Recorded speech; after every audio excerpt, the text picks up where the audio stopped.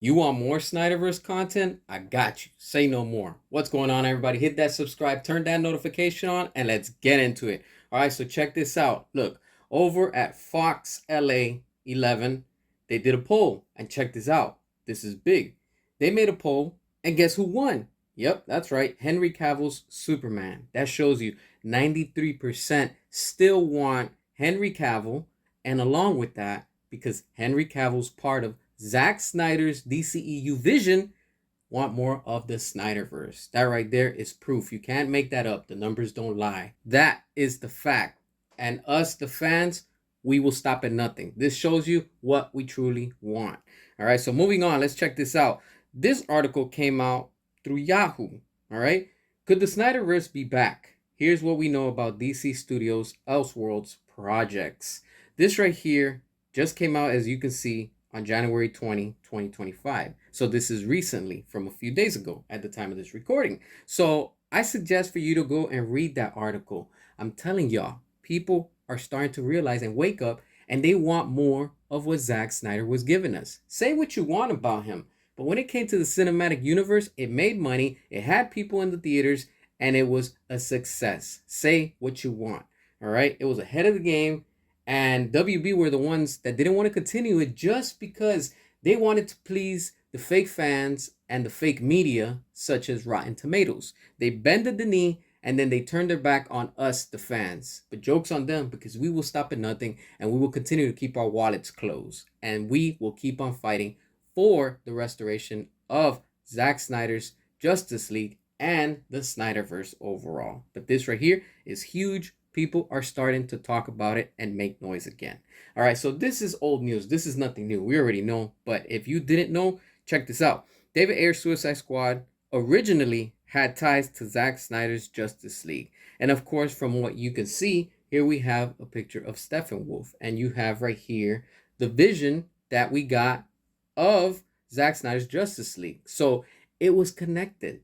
This is again why WB were too scared. They didn't want to put this out there because they wanted to be like Marvel. And what has that costed the studio? Everything. Look at where they're at. They should have just kept going with the Snyderverse, and they would have been making money, and they would have been on top. But again, they wanted to bend the knee, and this is what happens. But you can see the quality and things were connected because, of course, you have David Ayer, that's a different director. He has his vision, his take, but it was still in tone with the style, the costumes, the settings, the tone, everything with what Zack Snyder was doing. And of course, you see Ben Affleck's Batman make a cameo. You see the Flash make a cameo over on Suicide Squad when it came out. So again, it's all connected within the same universe, but different directors. This is why we, the fans, will again continue to fight for what we firmly believe in and what we truly want. There's no stopping us, and that's what we will get in the end overall. Now, this right here is some very chunky and spicy news, if you want to say, because over 1 million tweets call to restore the Snyderverse.